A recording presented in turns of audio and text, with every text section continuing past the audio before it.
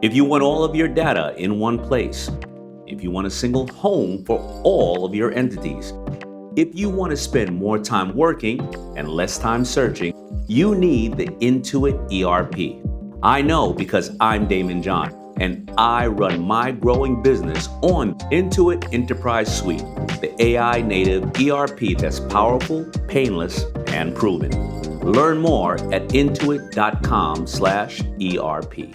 Amazon Health AI presents Painful Thoughts. I can't stop scratching my downtown.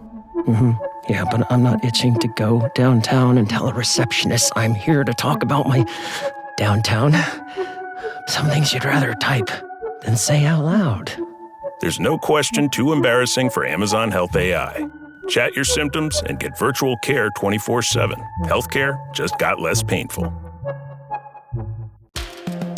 What is up? Welcome back to Drummers on Drumming, a podcast powered by Big Fat Snare Drum. My name is Ben Hilsinger, and we're back with another installment of The Drum Panel, and this is part 2 of my conversation with Eric Urea and Kyle Adams. And part 2 is great because Kyle really gets into how he changed his intentions for his career and kind of mindset and how that changed his career. And honestly, the day it happened, really. And he talks about how he's formulated some genuine connections that have gotten him his current endorsements and just relationships in general, and then ultimately the gigs he's now playing. So I think that some of these topics we've touched on before, but not from Kyle's perspective, and I think it's useful. So I hope you enjoy it, and I love you all. Bye. I wish there was a way you could, if there's a setting on Instagram, I feel like a lot more people would take more chances if you could turn off likes, you could turn off comments to where you can't even see. It's not like it's not public. It's just like, I just want to post this because it's creative and I want no feedback. It feels good that people can experience what I want to say and the way I want to say it, like your color grading. Like I want someone to appreciate it. I hope they do. If not, I don't fucking care. You're forced to find out if people think it's cool or not, even if you don't want to hear about it, you know? Well, I think that this is cool because to me, it's like, I feel like it shows a healthy relationship with how you really, both of you, deal with social media. Having that desire of just putting something out in the world for you, and it's not necessarily for everybody else. It is obviously for other people to consume, but sure, with the important thing being that like you feel fulfilled in creating this thing. That's such an important place to be with social media, that you're not like chasing a ton of followers or a ton of likes. Or it's funny because I had a very similar experience with social media, Instagram and TikTok as Kyle, where I found early on I was gaining a lot of followers by doing like a guess the drum intro segment, and it felt gross at the end of the day. I was like, this isn't what I want to do, and there's no disrespect for people who view social media as like the end and they want to be a social media influencer. Like that's fine. That's a viable options for drummers nowadays. Mm-hmm. But for me, it was more about a means to an end, a way to get gigs and to find students and to put my creativity out there. And when I felt like it was more about likes chasing and, validation chasing, it felt slimy and gross and unfulfilling for me at the end of the day. Yeah. It's like if I can put something creative out on social media, if I can just showcase what I do to people, and if there's a cherry on top that people like it and appreciate it, then that's all the better. But it's way more for me than it is for anybody else, Well, I mean, it's beautiful too, because I don't think if I've publicly said how much your controversial, I want to get it right, controversial music opinions. I know you've changed it so many times. I'm so bad at branding. I don't have a real name for it. Well, it doesn't roll off the tongue at all. No, but I mean, you're doing that. You going from, drum intros to then, I guess I don't know if you're controversial, like you talking to the camera on your stories, that section has really gained you a lot of followers initially, but that was something that you viewed as sustainable, that made you happy, and now it's become part of your brand, and that's influenced it was kind of the genesis of why I thought the drum panel would be cool, because I thought that those were such like fun for me as an audience member. I was like, I love drummers talking about, you know, polarizing takes. And so you doing your authentic thing made me feel like, wow, yeah, that's what I want to lean into as well. And so it's, you know, you influenced me in that way. But yeah, I mean, I encourage people listening to find things that are sustainable. And the most sustainable things are the ones that are authentic to you, that you'd already want to be doing. Yeah. You know what's funny about that is that doesn't even like do well. Like at least in like the grand scheme of like metrics, there's not like a giant bump in like interactions. I certainly don't, at least I don't notice that I gain any followers from it. I've tried it as like hard posts a couple times and it doesn't really do anything. But what I have noticed is that, like, first of all, I have fun doing it. I get to engage with people in a new way and kind of form a drummer community. But what I think is really important about, you know, the social media conversation as it pertains to people like us is, if it doesn't get like a massive amount of traction on like the Instagram and TikTok metrics, it doesn't matter, because the traction that it can gain with a small amount of people, I would rather something that I post means more to like a smaller group of people than if it meant next to nothing to a million people. Dude, you know? Does that make sense? 100%. Can I touch on this? Yeah, absolutely. please. Okay, so this is something I've thought about quite a bit. I think that my Instagram journey, also, sorry, I didn't mean to just suddenly make this about me. No, please, dude. this is great. We're all narcissists. We're talking about ourselves on Instagram. So Yeah. Go ahead.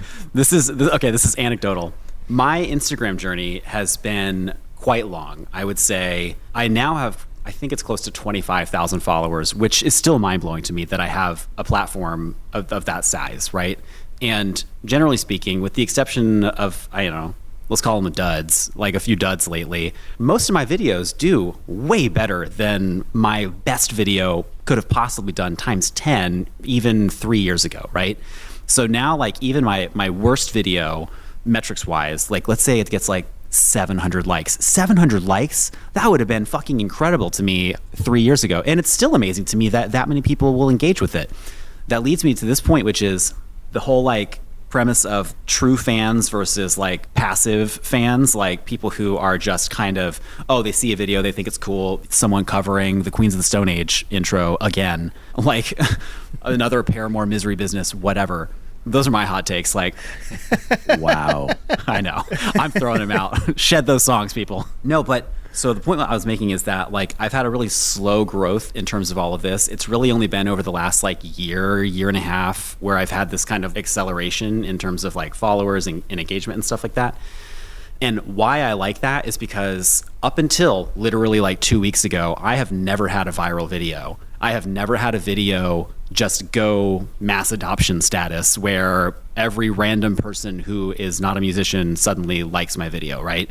I had one recently pop off because it was a clip from, and I'll talk about this too, it was a clip from Slam Dunk where my wife and my daughters came out, and it was playing a huge festival in front of thousands of people. I just wanted to film the experience. So I set up my Insta360. I was like, this is momentous. I want to save it. I want to look back on this as something that I can share with my girls and be like, look how little you were in this video. And like, look how fun that was. You got to see me doing this thing that I'm passionate about. I hope that that passion carries over into you. I hope that you grow up with the same level of dedication and commitment to something that you are in love with in the same way that I have been with music. So I wanted to film it, have it, keep it, whatever. But because it's a 360 camera, it's capturing everything, right? Which is cool. So I get me, I get the band, I get them on the side. And I was just like watching it back and listening to some of the parts. And I was like, oh, I wonder how I played in this part. Because I thought I remembered playing something kind of sloppy. Mm-hmm. So I was watching it back. And there's a part in the song where it breaks. And I like look over at my girls and I say like, I love you. And then I was like, oh, that's right. I remember like doing like a little I love you to them while we were playing. You can see her do it back to me. And I was like, I'm going to make a clip out of that. And like, whatever. Then I had this like push and pull with wanting to post it because I was like, okay, well, I could potentially see this video doing really well if I post it. And I don't want to post it for that reason. I don't want to post it because now what was an authentic moment between myself and my family and my daughters, I don't want to capitalize on that, because that feels, now suddenly I've taken this thing that was once like a beautiful moment and now I've like tainted it somehow. And so I had this push and pull with wanting to post it for several days. I literally had the video edited and I was like, I'm just going to post it. I was like, why do I want to post it? I want to post it because I want to be able to share with other people that you can have it all. You can have the family, you can have the dream, and those two things can be together. They don't have to be separate. You can have a full-time job. You can pursue music to the best of your abilities with the little time you have outside of your full-time job, outside of your family, outside of your obligations. You can still do that, and you can have all of these things. And so that was kind of like what I wanted silently by posting that video, right? Like, I didn't express it, but that was the intention. And then I did a few days later clarify in a story, like, this was why I posted it. But that video alone got like 3,000 followers. It's got close to 1 million views. Like, that's crazy to me. But I don't think those are real. I'm not saying they're not real followers. I'm saying they're not going to be the true fans type thing. They're not going to be the ones that potentially stick around. They'll probably see me post my regular stuff over the coming months and be like, oh, like either oh, that guy's kind of sick. Oh, I like Cartel. Oh, you know, he posts his family in a story sometimes. They're so cute, whatever. Or they'll be like, where's the family content? Get out of here, you know, and then unfollow. And that's fine. But long story short, I'm glad that I've had the slow track, because the people that have stuck around are like legit. They're like OGs, and like, I like that. Exactly the reasons why you posted that video are the exact reasons why I liked that video when I saw it. That was like super inspirational, and it was cool to like see. I even have more faith in that. You know, I feel like people follow you from that video because they see that your passion about what you're doing, and that is exciting. There's so much authenticity in a post like that.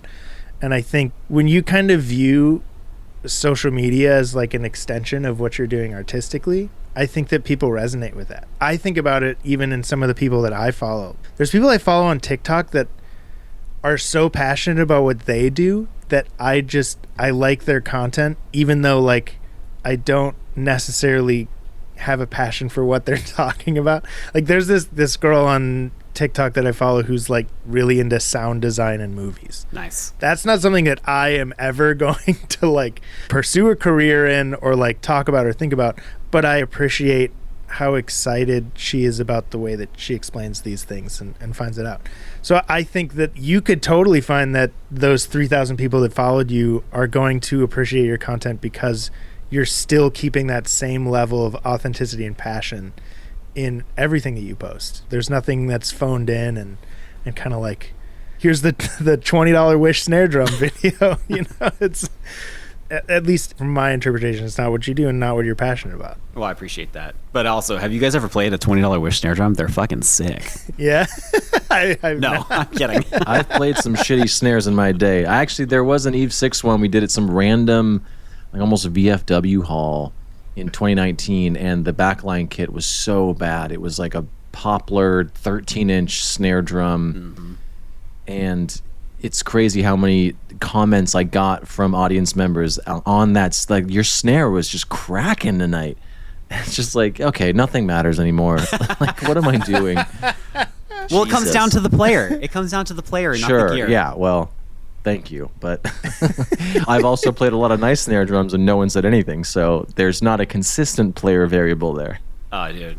So this is kind of related, but you know, the way that I mix my drums in my videos is the same way that I send off to clients. Like, my processing is the same more or less all the time.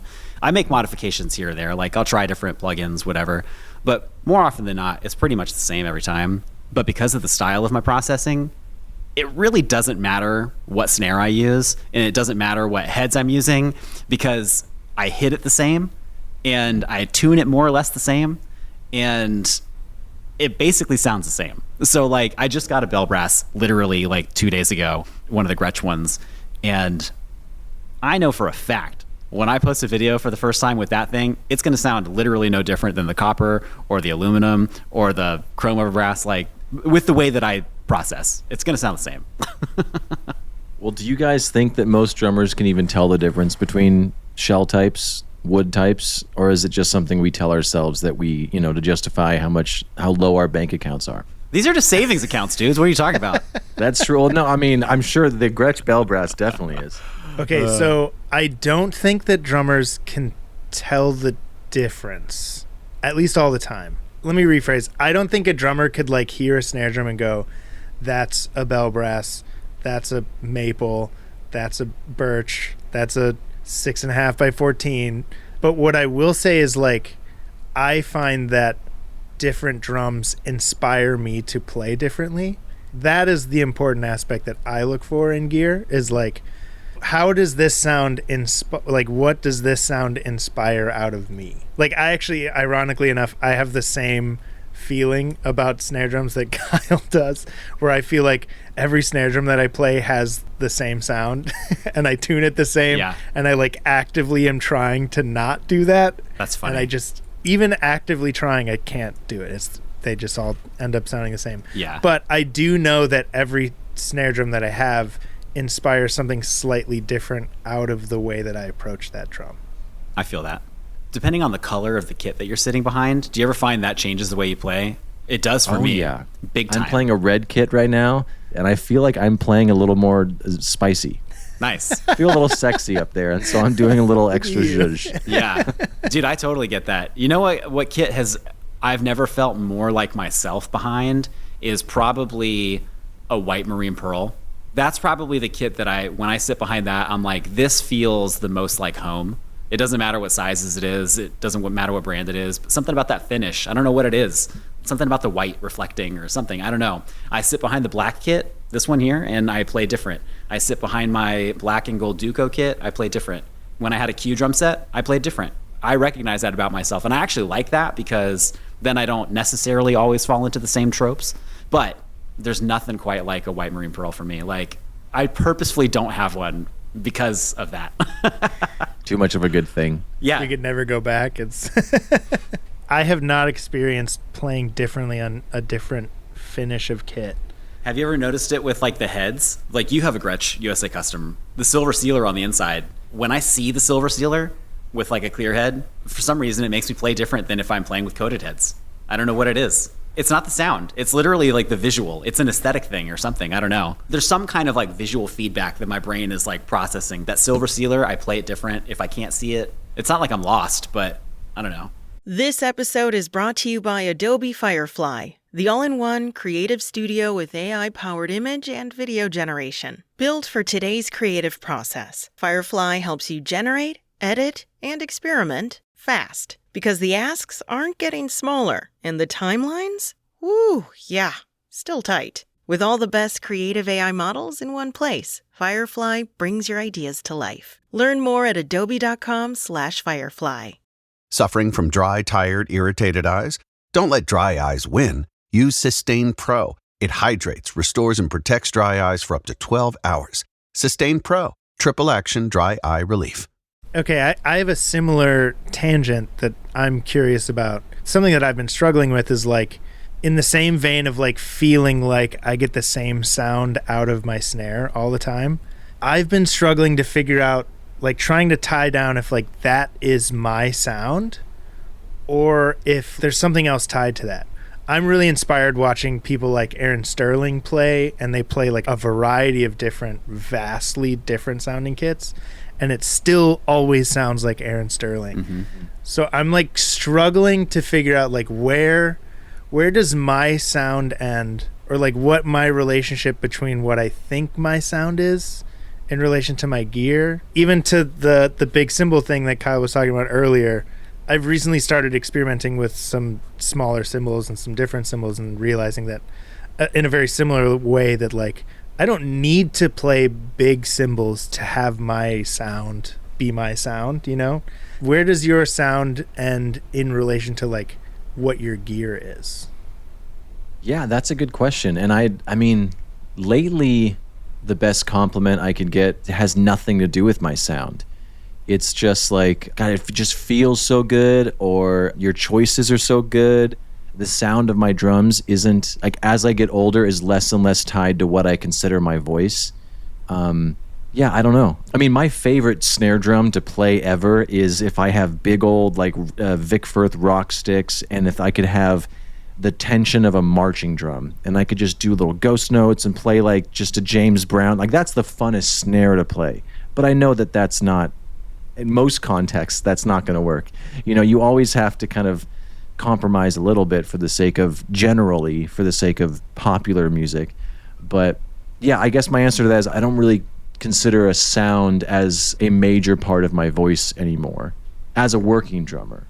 I don't think I have a kick drum sound. It's like, does this work for everything? Cool.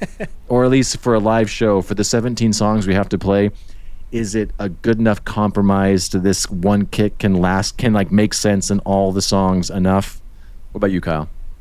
It might seem like I probably am the type who wraps themselves up in their drum sound, but it just comes back to like you behind any kit. It doesn't matter what snare it is, doesn't matter what cymbals they are. Your inflections are what are going to make that kit sound like you. And so that's why every kit in this room pretty much sounds the same. That's why every snare sounds the same, regardless of the processing. I know I said that, but like I think regardless of that, you would still hopefully be able to tell that it's me playing behind it, which is funny because like anyone outside looking in would probably look at my Instagram and be like, oh, he places a lot of his identity in his drum sound.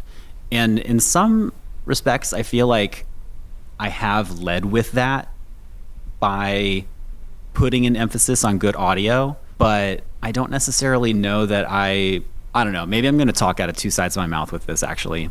Join the club. I do it every damn day. So yeah, like I might be contradicting myself in some regards, but like for example, when I send out files, I will typically send out raw ones and I will send out processed. I will recommend that they use the processed ones because those are the ones that I think sound the most like the drums that I hear in my head. So I will lead with, you should use the processed ones. They are closest to what my voice would sound like, right? My voice with a little tuning on it, whatever.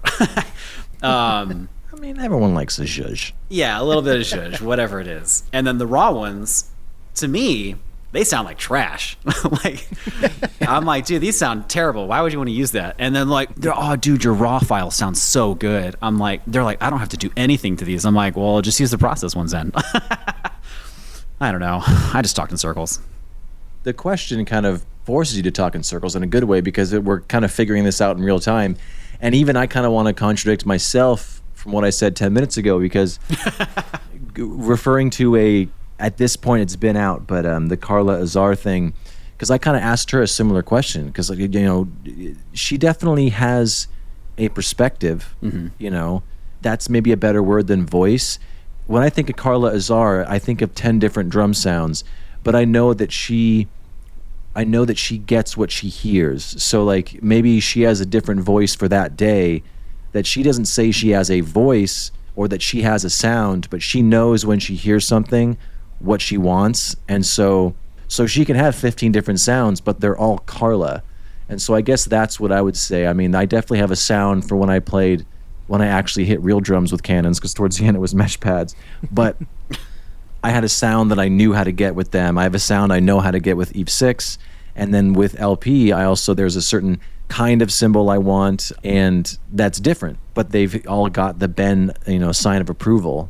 Right. So maybe that's my voice, I trust my instincts of what I want to sound in context. Does that answer your question? I'll stop. No, well, I guess my question's pretty ambiguous too. So, I mean, yeah, everything was super interesting. What I will say, just to kind of add and maybe even push back a little bit, is like how much of your sound is tied into your hands, like, for example, I have no doubt that if either of you guys came here and played my drums, your sound would come through on my drums. You know what I mean? Like the way that I hit a snare drum is different than the way that each of you hit a snare drum and vice versa. Yeah. I think everyone's feel is just what dictates their sound. When you're in a creative slump, or just maybe a career slump, like maybe you were talking about earlier in the episode, Kyle, what do you do to kickstart it again? Do you guys have any systems you have in place? Do you walk away from it for a while? Do you consciously say, all right, I'm not going to play drums for maybe a week? I've done that before. I try not to square peg round hole like, for example, last night we got home from Vancouver and it was my wife's night to do bedtime for our girls. I was like thinking to myself, well, I just got this new snare drum. I really want to play it. I also have new heads that I need to put on. Then I started getting into this whole like, well, it's going to take me 30 minutes to change heads. And then I got to like get sounds. And then this is a new snare drum. So I got to like get it to like feel the right way or whatever. And I was immediately put off by playing drums last night because of that. And so tonight I want to play drums, but I didn't do that stuff last night. So I got to do that stuff that I was going to do last night, today or tonight. Mm-hmm. And I'm like, well, I don't really feel like it. And so my slumps come from blockers like that. My slumps aren't necessarily like creative ones. Oftentimes they're more like mentioning earlier, like how I feel like I've regressed a little bit as a creative drummer over the past couple of years. I'm not finding myself like trying to find creativity to get creative again. It's more like I'm trying to make sure that I've set myself up for success to be creative. Like, I don't know how you guys are with anxiety or things like OCD or how you live your life in whatever. My space serves multiple purposes, which is hard because I sit right here for my day job. And then I also sit here when I'm editing drums. But then my drums are 15 feet away from me. So I shit where I eat basically. And so it's like, if I work my full-time job and then I'm like, oh, well, I know I have sessions to do after work, sometimes that motivation's not there. And it's hard to like want to go play drums because it's like, well, I've been in here all day, or the sun's blasting in and so the room is too warm and it's uncomfortable to be in here, or whatever reason. It's like a lot of times my slumps are more motivational because of those types of factors. A lot of them are like external factors, not internal ones, but they manifest as like procrastination in a way. Like, for example, I cleaned up my studio a little bit just before this because I was like, oh, well, I know that my camera's going to be going on. Like, I want to make sure that my studio looks nice, whatever. But sometimes if my studio is like not feeling as clean as I would like it to feel or as like kept up, I will not play drums. I just won't, because it like feels off. You know, if you followed me for any amount of time on Instagram, you'll have seen that my studio setup changes a lot. I reposition my room a lot. That is, I think, a little bit of what I'm talking about is like, it's probably an anxiety thing. It's probably an OCD thing, a control thing. It's not like I could probably do a whole episode actually about anxiety. That's a big topic for me. Oh, it's a big topic for this podcast in general. Yeah, I'm very open about it for sure. Yeah, anxiety is a big part of my life. But yeah, so changing my space is a big deal for me. And that is usually like my biggest blocker. Less so creative slump, but more so just, yeah, like I said. Yeah, that's super relatable. I find like I have to have I have to be like completely unobstructed. Yeah. In order to get anything done. 100%. You know, I try whenever I have a gig, if I am able to like come home and bring my drums back in and set them up before I go to bed, even if it's like ungodly hours, I will try my best to do that, because I know that like if I don't do that, I'll have that same obstacle where it's just like, well, guess I'm practicing tomorrow, and then it's been like 3 weeks. Yeah. You know, I'd see it with students all the time. They'd be like, yeah, I had a gig last week and I didn't practice this week because my drums were packed up. It's like, dude, you gotta, you know, I try to be as plug and play, because you never know when that creativity tide kind of comes in. Yeah. You want to be ready for it. Yeah, 100%. And totally unobstructed. Well, that's one of the reasons why I like my studio setup the way it is, where it's like, you know, it's always mic'd, just like yours. We're always mic'd. I can pretty much boot up my DAW and press record. All my inputs and stuff are set to go. So I don't have to worry about any of that stuff usually. So it really is like just like sit down and play most of the time. You know, sometimes I'll just like randomly get an idea that ended up turning into a video, but it wasn't necessarily meant to be a video at first, which was like maybe like a week or two ago, I posted a video where I was like mouthing a drum part, and I was basically saying like, oh, this is how I come up with drum parts sometimes. But that started as I had this drum idea in my head, and I was like, oh, I'm going to record a voice recording of this drum idea so I don't forget it, so I can go and try and practice it later. But when I did it, my instinct, instead of using voice memos, was to do a video, and it just happened to be on selfie mode. And I was like, oh, well, now this is a content idea. And whatever. So then I posted it, whatever. I would say that it's probably a dud in terms of videos for me. But whatever, I had fun with it. Sure. But yeah, sometimes it's like that kind of thing where it's like, oh, I'll have a drum idea. I want to record it real quick. And so I'll like make a voice note or something and then go back and play it later. I'm not the best person when it comes to talk about social media. I mean, I guess I do have a lot to do with Big Fat Snare Drum. That's a huge part of my life. But when I'm posting, there's no self-identity, or there's no, like, I laugh if something does horribly. I don't really think it's a measure of how funny I am. There are sometimes I'm like, I don't even care, dude. I think this is golden and no one got it. So I kind of have best of both worlds because I can experiment, but like it's not actually me. Totally. That's really funny. You know, actually, there's been a couple of times, or once or twice, that I've posted something that was kind of along the lines of something that like that would get posted on that Instagram that you've responded to, and I'm like, yeah, seal of approval, nice. Well, guys, I think I've kept you so long. We're all over the world, but we coordinated it. You guys are awesome. Kyle, you really are an incredible drummer, and I'm not sure if you remember, but we met at NAMM like 2 years ago now with Mike Robinson. Yeah. You had long hair then. I did have long hair. Yeah. I went to NAMM. Actually, real quick story. Yeah. NAMM. Let's talk intentions. Intentions with your music career. Sure. NAMM was actually the start of me having shifted my intentions, where I was already posting drum videos regularly. I had already gotten a little bit of, mild traction from a handful of videos, getting, 1,000, 2,000, 3,000 likes, whatever. And that was translating into sessions. But I was like, okay, this year I want to get more FaceTime with people. I want to be out in the world. I want people to realize that I'm not just a dude behind their phone screen. Like, I exist in real life. I smell good, whatever. They need to know that there is a three-dimensional being here. So one of my goals was like, all right, I want to go to NAMM. I want to meet some people. And I want this to be the start of me making a more conscious effort to like get in front of people. And I had started at that point also being a little bit more vocal in my stories about being like, hey, looking for a touring gig, ready to get back out there or whatever. And I say this to give more context, where I cannot tell you how many times I would get a message from somebody who's like, I can't believe you don't have a gig.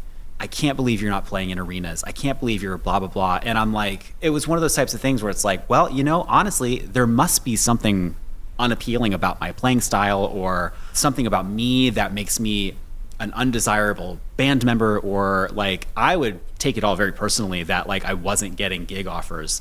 And I had talked to many of my drumming friends about this, and they were like, dude, it has nothing to do with that. It's that you're not actually being vocal about wanting that stuff.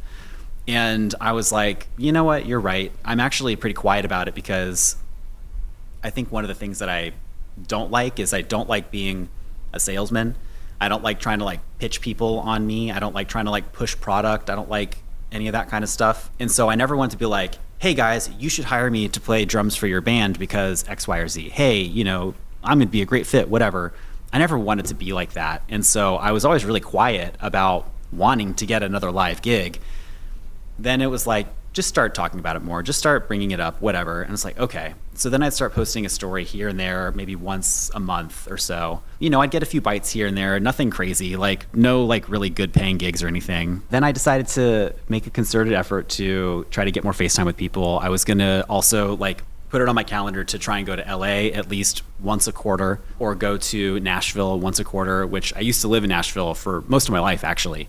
But before I really started trying to pursue music seriously. If I would have stayed in Nashville, I probably just would have ended up as a country drummer, because country drummers now are basically rock drummers.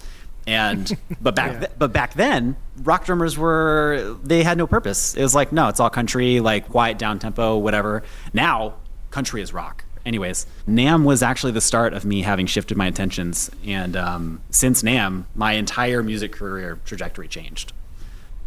So you meet me once, and then you just become the most successful person. Yeah. I'll never forget too. I was standing there chatting with Neil Daniels, and that was my first time meeting him too. I can't remember if he spotted me or if I spotted him, but we were like, oh shit, we're Instagram dudes. And then he just like, come with me, just like very assertively was like, come on, we're walking. I was like, oh, all right, see you dudes that I was already with like 5 minutes ago. Bye.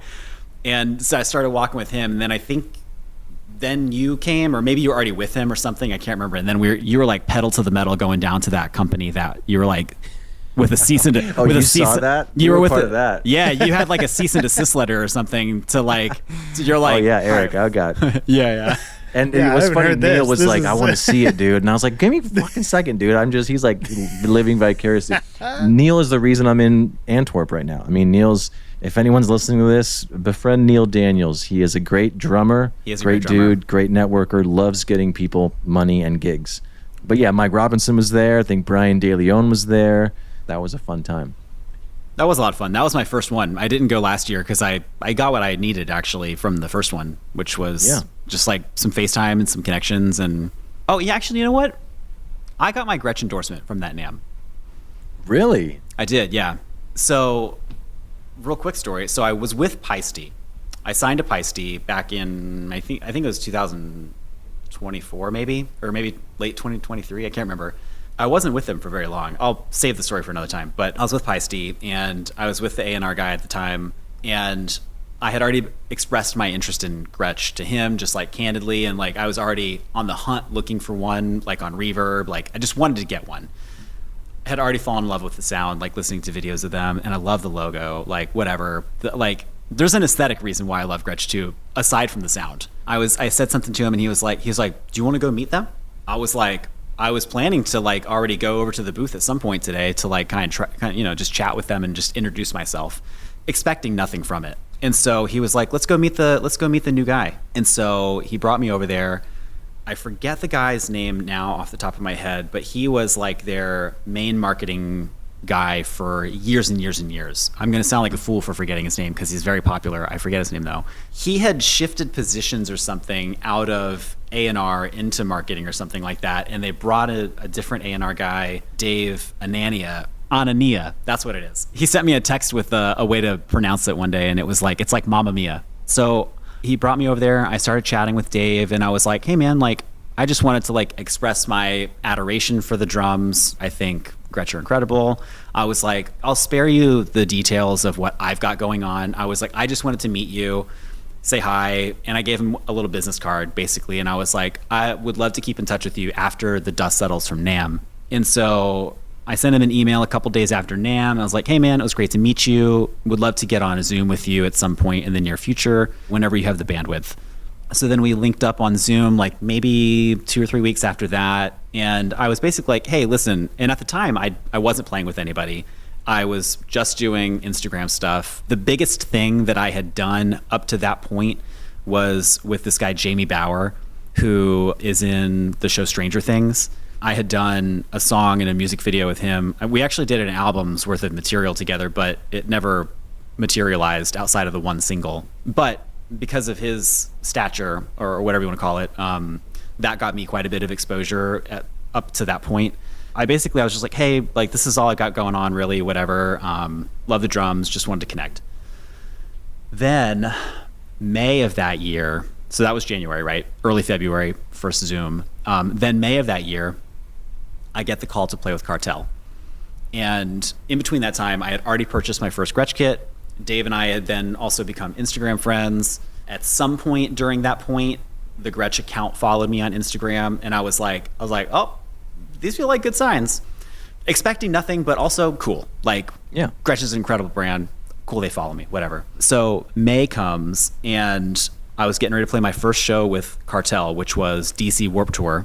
Very first show with them. But leading up to it, I hit him up, and I was like, hey, how does the backline work with Gretsch? I was like, I would love to play a Gretsch at Warped. I was like, I love the brand, and so I want to be able to like get up there and play what I play at home. I don't know if you're gonna end up posting this. I'm maybe this. No, I actually really think this is interesting. Like someone listening, like went into how you developed a relationship. I think this is actually very useful. Okay, well, so yeah, basically it turned into a conversation where he was like, hey, let's chat. I was like, okay. I thought he was gonna give me more details about the backline stuff. And I was like, also, I wanted to buy this snare drum off of Reverb. I wanted to get one of the 3mm solid aluminum USA custom snares. Mm-hmm. I was like, I want to order one. I sent him a listing, and I was like, hey, is this a good deal? And he was like, let's chat. And I was like, okay, because I also wanted to talk about the backline stuff. So we get on the call, and he was like, listen, let's just cut to the chase. I was like, what chase is there to cut to? And that's basically how it happened. And then I signed with Gretsch that day. Well, it seems like you just the entire time you were like, hey, I'm going to play this stuff anyways. Like you weren't putting anything on his plate. Correct. You were just showing genuine interest and stokedness for the stokedness. That's a real word in my world. Stokedness for the product. And that's the show. If you're listening on a platform that allows ratings and reviews, do that. It helps more people find the show, so it'll get bigger and better, and hopefully I'll have a chance to sell out one day. But you'll be an OG listener that can brag to all your friends. Anyways, why don't you go and check us out at bigfatsnaredrum.com and follow us on all the socials. Just search for Big Fat Snare Drum and you will find us. The show is edited in part using iZotope RX Audio Editor. It's amazing, so go check that out at iZotope.com. And thanks again to Gunnar Olsen for the theme music. Bye!